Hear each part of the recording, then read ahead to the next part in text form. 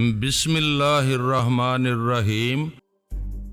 Dawn 2 نے حیرانی سے پوچھا، آپ کیسے جانتے ہیں کہ کنگ کافو ہم سے دشمنی کر رہا ہے؟ اس نے مجھ سے رابطہ کیا تھا۔ افغانستان میں اس مسلمان دہشت گرد کو قتل کرنے کا کنٹریکٹ مجھ سے چاہتا تھا۔ میں نے کہہ دیا کہ یہ ذمہ داری تم لوگوں کو دے دی گئی ہے۔ اس نے چیلنج کیا تھا کہ تم لوگ یہ کام نہیں کر پاؤ گے اور میں مجبور ہو کر اسے یہ کام سونپ دوں گا۔ میں سمجھ گیا کنگ کافو ہم سب کو راستے سے ہٹا کر یہ دوسرا کنٹریکٹ حاصل کرنا چاہتا ہے۔ آپ کا شکریہ، آپ نے دشمن کی نشاندہی کی ہے، اب وہ زندہ نہیں رہے گا۔ اس نے رابطہ ختم کر کے فون کے ذریعے ڈان 1 کو امریکی فوج کے اعلیٰ افسر کی باتیں بتائیں۔ اس سے کہا دشمن کا پتہ چل گیا ہے، میں آ رہا ہوں، ہم دونوں کنگ کافو سے نمٹنے جائیں گے۔ پھر اس نے فون کے ذریعے رابرٹو سے کہا مورینا کی لاش کا پوسٹ مارٹم ہو جائے تو اس کی تدفین کے انتظامات کرو، ہم اپنے دشمن سے نمٹ کر جلد سے جلد آئیں گے۔ ڈان 1 نے کنگ کافو سے فون پر کہا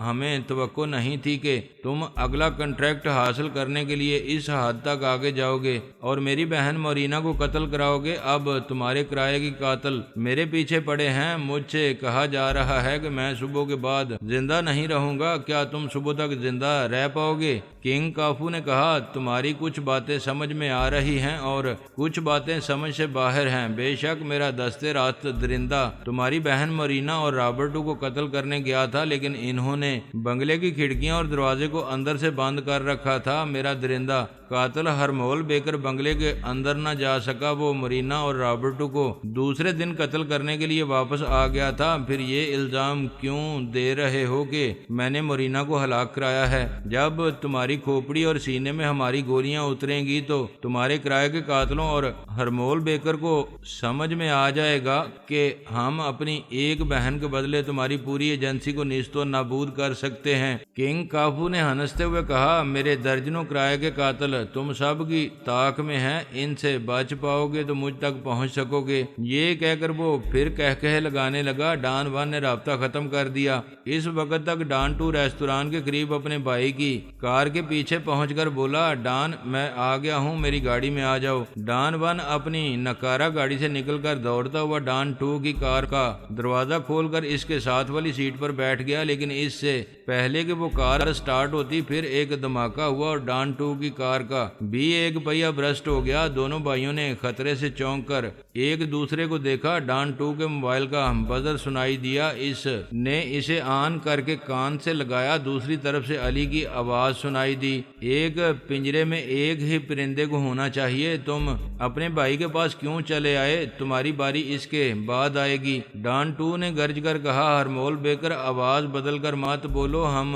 دونوں بھائی یکجا ہو چکے ہیں، اب موت ہمارے پاس نہیں تمہارے اور کنگ کافو کے پاس آئے گی، تو پھر آؤ ہم انتظار کر رہے ہیں۔ ڈان 1 کے فون کا بزر سنائی دیا، اس نے فون کو آن کر کے کان سے لگا کر پوچھا کون ہے؟ میں کنگ بول رہا ہوں۔ یہ بات بالکل غلط ہے کہ میرے دستے راست ہرمول نے تمہیں صبح 5 بجے قتل کرنے کی دھمکی دی ہے، کسی نے فون پر تمہیں گمراہ کیا ہے، بکواس مت کرو۔ ابھی ہرمول آواز بدل کر ڈان 2 سے فون پر باتیں کر رہا ہے، تمہارے قاتلوں نے ڈان 2 کی گاڑی کا پہیہ بھی بیکار کر دیا ہے۔ میں مانتا ہوں میرے کرائے کے کسی قاتل نے تمہاری گاڑی بیکار کر دی ہے، لیکن ہماری طرف سے تمہاری موت کا وقت مقرر نہیں کیا گیا ہے، تم میں سے کوئی بھی کسی وقت بھی مر سکتا ہے۔ کنگ کافو موبائل پر باتیں کر رہا تھا، اسی وقت ہارڈ لائن کی گھنٹی سنائی دی۔ اس نے موبائل کو بند کر کے ہارڈ لائن کا ریسیور اٹھایا، پھر کہا یس سر، میں کنگ کافو بول رہا ہوں۔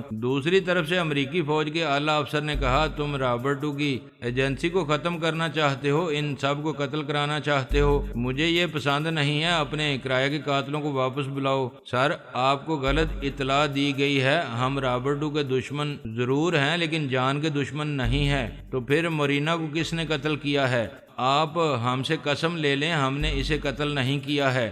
آپ رابرٹو اور دونوں ڈان سے پوچھ لیں، وہ جس بنگلے میں تھی اس کے تمام دروازے بند تھے، بنگلے کے اندر ہم میں سے کوئی نہیں جا سکتا تھا۔ آپ تحقیقات کریں گے تو معلوم ہوگا مقتول فرحاد کے دونوں بیٹے علی تیمور اور پارس ان لوگوں سے انتقام لے رہے ہیں۔ میں حقیقت معلوم کروں گا، لیکن رابرٹو اور دونوں ڈان کے لیے سخت سیکیورٹی کا انتظام ہو چکا ہے۔ تمہارے کرائے کے قاتلوں کی شامت آ جائے گی۔ یہ آپ جانتے ہیں کہ ہمارے قاتل کسی کے لیے موت کا وقت مقرر نہیں کرتے، انہیں جب بھی موقع ملتا ہے وہ اپنے شکار کو گولی سے اڑا دیتے ہیں۔ فرہاد کے بیٹوں نے ڈان 1 کی موت کا وقت مقرر کیا ہے، آپ دیکھیں گے وہ ٹھیک اسی وقت مارا جائے گا۔ بے شک آپ کو رابرٹو وغیرہ کی سیکیورٹی کا مکمل انتظام کرنا چاہیے۔ دونوں ڈان کار میں بیٹھے ہوئے تھے، ان کے کرائے کے قاتل 3 گاڑیوں میں وہاں پہنچ گئے۔ ایک نے گاڑی سے اتر کر کہا، باس ہم آ گئے ہیں، اب دیکھیں گے کہ وہ حملہ کرنے والے کون ہیں۔ ہمارے کچھ آدمی رابرٹو صاحب کی حفاظت کے لیے گئے ہیں،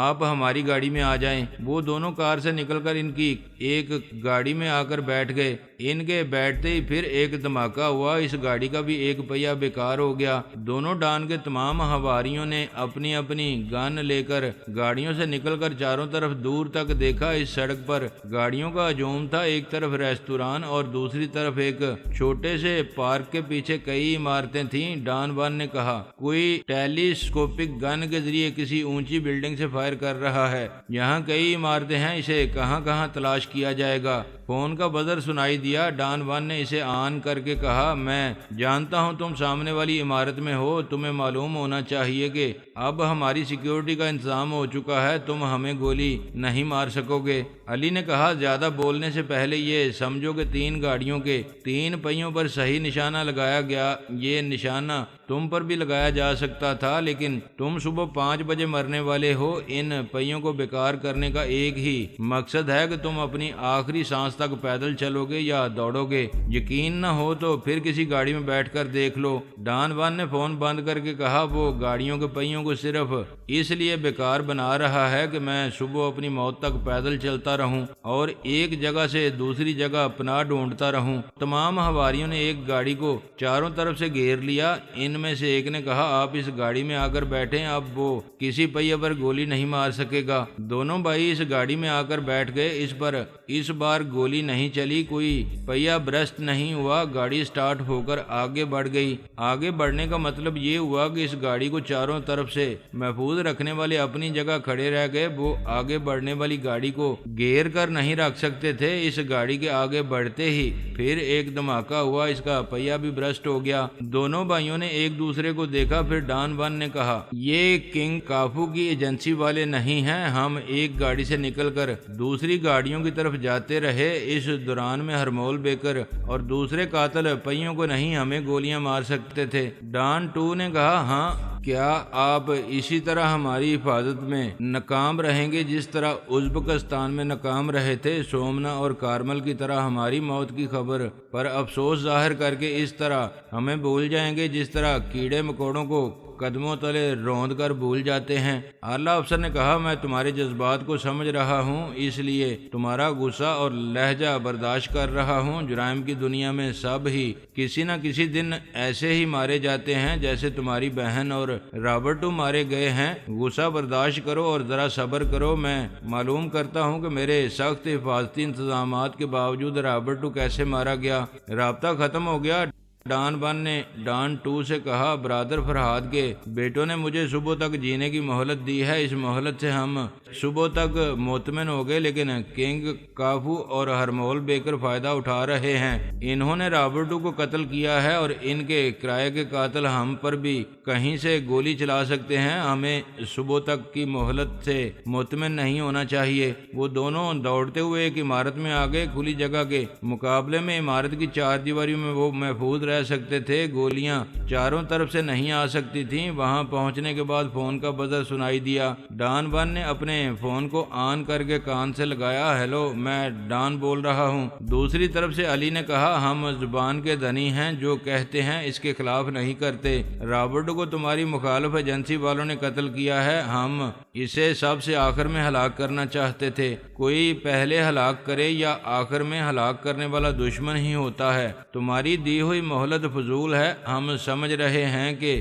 ہم دو دشمنوں کے درمیان اپنی سلامتی کی کوششیں کر رہے ہیں۔ یہ تم دونوں نے اچھا کیا کہ اس عمارت میں آ گئے۔ اب مخالف ایجنسی والے آسانی سے تمہیں نشانہ نہیں بنا سکیں گے۔ اس نے حیرانی سے پوچھا، تم کیسے جانتے ہو کہ ہم اس عمارت میں آ کر چھپے ہوئے ہیں؟ تم کہیں بھی چھپتے رہو، صبح 5 بجے تک موت کی آنکھیں تمہیں دیکھتی رہیں گی۔ صاف کیوں نہیں کہتے کہ ٹیلی پیتھی کے ذریعے ہمارے دماغوں میں گھسے ہوئے ہو؟ عقل سے سوچو، میں ٹیلی پیتھی جانتا تو دماغ میں آ کر بولتا، فون استعمال نہ کرتا۔ یہ بھی جانتا ہوں کہ تم دونوں بھائی یوگا کے ماہر ہو، تو پھر تم کون ہو؟ میرے باپ نے قتل ہونے سے پہلے موت کا نام نہیں پوچھا تھا۔ پھر تو تم فرحاد علی تیمور کے بیٹے ہو، اور یہ سب جانتے ہیں کہ ان کے بیٹے ٹیلی پیتھی نہیں جانتے ہیں، اسی لیے تم سے فون پر رابطہ ہو رہا ہے۔ بہرحال میں نے یہ کہنے کے لیے فون کیا ہے کہ تم میں سے جو بھی میری دی ہوئی مہلت سے پہلے مارا جائے گا، اس کا قاتل تمہاری مخالف ایجنسی کا کوئی آدمی ہوگا۔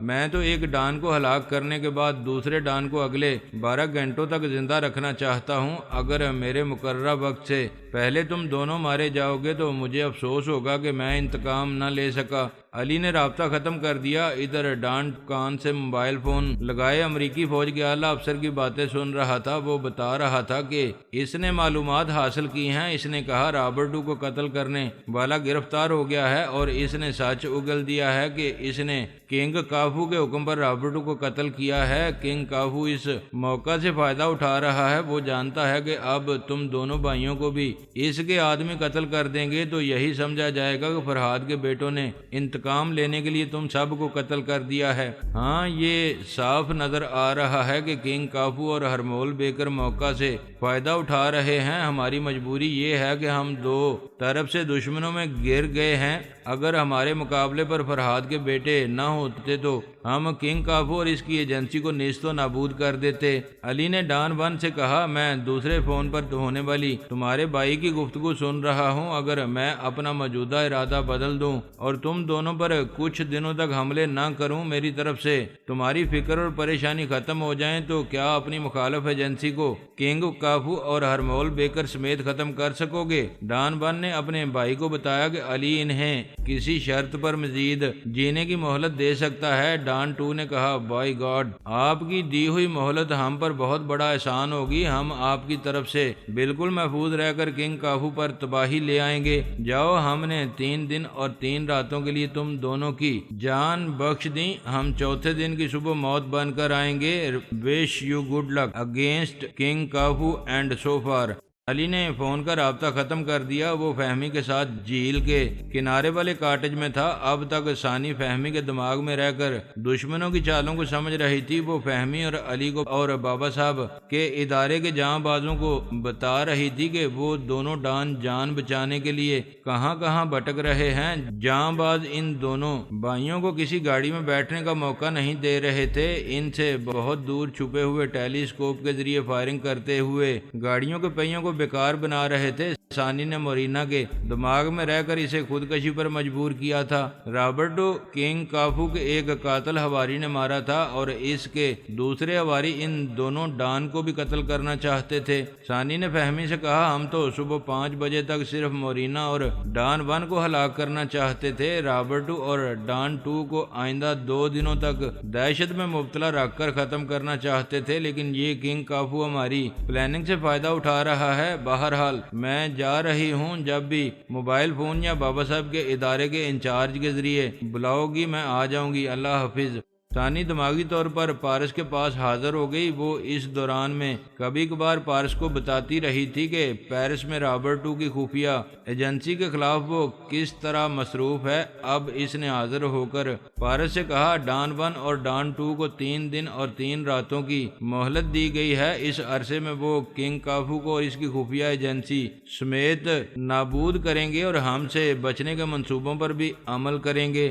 دونوں ڈان یہ نہیں جانتے تھے کہ جب وہ ایک بار جمنازیم کے کلب میں زخمی ہوئے تھے تو ثانی نے ان پر تنویمی عمل کیا تھا اور اب آسانی سے ان کے دماغوں میں پہنچ جاتی تھی۔ وہ دونوں اس کی سوچ کی لہروں کو محسوس نہیں کر سکتے تھے۔ پارس نے کہا، ابھی دونوں ڈان ذہنی الجھنوں میں ہیں۔ ان کی بہن مورینا اور خفیہ ایجنسی کے باس رابرٹو کو قتل کر دیا گیا ہے۔ دونوں بھائی کنگ کافو اور ہرمول بیکر کی پوری فورس کے مقابلے میں تنہا رہ گئے ہیں۔ یہی میں سوچ رہی ہوں کہ پہلے کنگ کافو کی طاقت کو کچل دینا چاہیے۔ ان دونوں بھائیوں کو تو کسی وقت بھی ٹھکانے لگایا جا سکتا ہے، تو پھر کنگ کافو اور ہرمول بیکر کی کھوپڑیوں میں جگہ بنانے کی کوشش کرو۔ اس مقصد کے لیے پہلے ان کے کسی ہواری کو ٹریپ کرو۔ ثانی نے پھر خیال خوانے کی پرواز کی۔ ایک ڈان کے دماغ میں پہنچی۔ وہ موبائل فون کو کان سے لگائے کہہ لگا کر کہہ رہا تھا، کنگ، اب تمہاری شامت آ گئی ہے۔ فرہاد کے بیٹوں نے ہم دونوں بھائیوں کو اس وقت تک زندہ رہنے کی مہلت دی ہے جب تک ہم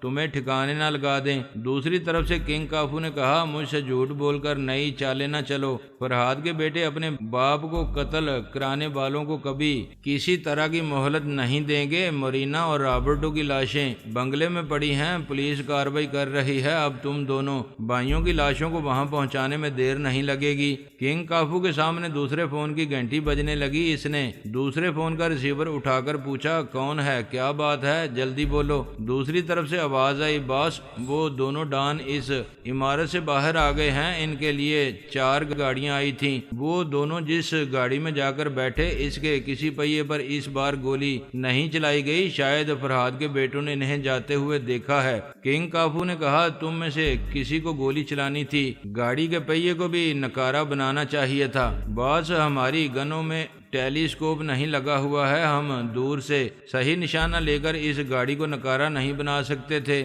تم لوگ ان کا پیچھا کر رہے ہو یا نہیں؟ ان دونوں کو نظروں سے اوجھل ہو کر کہیں چھپنے کا موقع نہ دو۔ اگر وہ کسی خفیہ پناہ گاہ میں پہنچیں گے تو پھر انہیں ڈھونڈ نکالنا مشکل ہوگا۔ مجھے ایک منٹ کی رپورٹ دیتے رہو۔ اس نے ریسیور رکھ کر دوسرے موبائل فون پر ڈان سے کہا، تم نے ہماری گفتگو سنی ہوگی، میرے تمام ہواری تم دونوں سے غافل نہیں ہیں۔ جاؤ کسی خفیہ پناہ گاہ میں جا کر چھپو، ہم وہاں بھی تمہاری موت بن کر پہنچیں گے۔ ثانی اس ہواری کے دماغ میں پہنچ گئی تھی جو کنگ کافو کو رپورٹ سنا رہا تھا۔ اس نے اس کے ہواری کے ذریعے دوسرے کئی ہواریوں کے دماغوں میں جگہ بنائی۔ وہ سب 3 گاڑیوں میں اس گاڑی کا پیچھا کر رہے تھے جس میں دونوں ڈان سفر کر رہے تھے۔ اس نے ایک گاڑی کے ہواری کے دماغ پر قبضہ جمایا۔ وہ گاڑی کو روک کر بولا، ابھی میں نے فون پر باس سے بات کی تھی، انہوں نے مجھے بلایا ہے، تم لوگ دوسری گاڑیوں میں جاؤ۔ اس کے ساتھی گاڑی سے اتر گئے۔ اعلی کار بننے والا ہواری اس گاڑی کو موڑ کر تیز رفتاری سے چلاتے ہوئے کنگ کافو کے پاس جانے لگا۔ وہ اور ہرمول بیکر ایک چھوٹے سے بنگلے میں دوسرے ناموں سے رہائش پذیر تھے۔ وہاں انہیں کنگ کافو اور ہرمول بیکر کی حیثیت سے کوئی نہیں جانتا تھا۔ اس طرح وہ دونوں خود کو وہاں بالکل محفوظ سمجھ رہے تھے۔ صرف چند قابل اعتماد ہواری اس بنگلے میں ان کے پاس آیا کرتے تھے۔ ان میں سے ایک ثانی کا اعلی کار بھی تھا۔ اس نے گاڑی کو بنگلے کے سامنے روکا، پھر وہاں سے اتر کر برآمدے میں آ کر کال بیل کے بٹن کو دبایا۔ کال بیل سے ایک ٹی وی اور مائکرو فون منسلک تھا۔ بٹن دباتے ہی کنگ کافو اور ہرمول بیکر نے اس ہواری کو ٹی وی اسکرین پر دیکھ کر پوچھا، ایڈی تم یہاں کیوں آئے ہو؟ ایڈی نے کہا، باس، صبح ہونے میں ابھی 2 گھنٹے باقی ہیں، ہم نیم تاریکی میں دشمن کا صحیح نشانہ نہیں لے سکتے۔ مجھے فوراً 2 ٹیلی اسکوپک گنوں کی ضرورت ہے۔ مورینا اور رابرٹو کی ہلاکت سے تمام پولیس والے الرٹ ہو گئے ہیں اور امریکن سیکیورٹی فورس بھی دونوں ڈان کی حفاظت کر رہی ہے۔ اگر صبح سے پہلے ان دونوں کو ختم نہ کیا گیا تو وہ بچ نکلیں گے۔ ہرمول بیکر نے آ کر دروازہ کھولا۔ دروازہ کھلتے ہی ثانی نے اپنے اعلی کار کے ذریعے ہرمول بیکر کے بازو پر فائر کیا۔ وہ چیخ مار کر لڑکھڑاتا ہوا پیچھے گیا۔ فائرنگ کی آواز پر کنگ کافو نے اپنی گن لے کر دوڑتے ہوئے دوسرے دروازے کی آڑ میں آ کر ثانی کے اعلی کار کو گولی مار دی۔ وہ گولی کھا کر فرش پر گرا۔ ثانی ہرمول بیکر کے اندر آئی۔ وہ دیوار سے ٹیک لگائے کنگ کافو سے کہہ رہا تھا، شکریہ، تم نے فوراً ہی اسے گولی مار دی۔ ویسے زخمی ہونے کے باوجود میں نے یہ ریوالور نکال لیا تھا، تم نہ آتے تو میں اسے اس طرح گولی مارتا۔ ہرمول نے کنگ کافو کی ٹانگ پر گولی مار کر بتایا کہ وہ کس طرح اس ہواری کو گولی مارتا کنگ کافو کے ہاتھ سے گن چھوٹ گئی۔ وہ زخمی ٹانگ کے باعث کھڑا نہ رہ سکا، فرش پر گر کر بولا، ہرمول یہ تم نے کیا کیا؟ ہرمول اور کنگ کافو کی سمجھ میں اس وقت یہ بات نہیں آئی کہ وہ ٹیلی پیتھی کے ذریعے ٹریپ کیے جا چکے ہیں۔ ایک عام سی بات یہ سمجھ میں آئی کہ دونوں ڈان نے اس ہواری کو بھاری رقم دے کر خرید لیا تھا، اس لیے وہ وہاں آ کر نمک حرامی کرتے ہوئے اپنی جان دے دی۔ اصلی بات دیر سے سمجھ میں آنے والی تھی۔ ورشا باندرے، مرلی دھر باندرے، ثنا پاشا اور سید جلال الدین پاشا نے بابا صاحب کے ادارے کے مقابلے میں جو نیا ادارہ قائم کیا تھا، پورس وہاں سے نیلما کو نکال لایا تھا۔ اس نے مرلی دھر باندرے کو زہریلی گولی سے زخمی کیا تھا تاکہ وہ ٹیلی پیتھی اور آتما شکتی کے ذریعے اس کے اور نیلما کے دماغ میں نہ پہنچ سکے۔ پورس نے ان سب سے کہا کہ بابا صاحب کے ادارے کے خلاف وہ اس نئے ادارے کے لیے کام کرے گا، لیکن شرط یہ ہے کہ ٹھوس اصولوں کے مطابق اس ادارے کو قائم رکھا جائے۔ اصولوں کے سامنے رشتہ داری کو اہمیت نہ دی جائے اور نہ کوئی ایک دوسرے سے برتر رہے۔ مرلی دھر باندرے آتما شکتی کے ذریعے پورس وغیرہ کے چور خیالات پڑھ سکتا تھا، اس لیے پورس اسے زخمی کر کے چلا آیا تھا۔ مرلی دھر باندرے کی بہن ورشا نے اپنے ماتحتوں سے کہا وہ اپنی محبوبہ کو ممبئی یا کسی دوسرے شہر میں لے جائے گا، وہ بیس بدل کر ہم سے اور پارس جیسے دشمن سے چھپے رہنے کی کوششیں کرے گا۔ اس کا تعاقب کرو، دور ہی دور سے اس کی نگرانی کرو، وہ کہاں جاتا ہے اور کیا کرتا ہے مجھے رپورٹ دیتے رہو۔ پھر اس نے سید جلال الدین پاشا اور اس کی بیٹی ثنا پاشا سے کہا آپ دونوں ٹیلی پیتھی کے ذریعے کبھی کبھی ان دونوں کے دماغوں میں جا کر انہیں دوست بنا کر مخاطب کریں، انہیں یقین دلائیں کہ آپ دونوں ان کے دوست ہیں۔ مجھ سے اور بھائی باندرے سے آپ کو بھی اختلاف ہے۔ جلال الدین پاشا نے پوچھا ورشا تم یہ کیوں چاہتی ہو کہ ہم دوست بن کر اسے دھوکہ دیں؟ اس لیے کہ اس نے میرے بھائی کو زخمی کر کے اس کی ٹیلی پیتھی اور آتما شکتی کو ختم کر کے دشمنی میں ہم سے پہل کی ہے، اب ہم اسے کہیں سکون سے نہیں رہنے دیں گے۔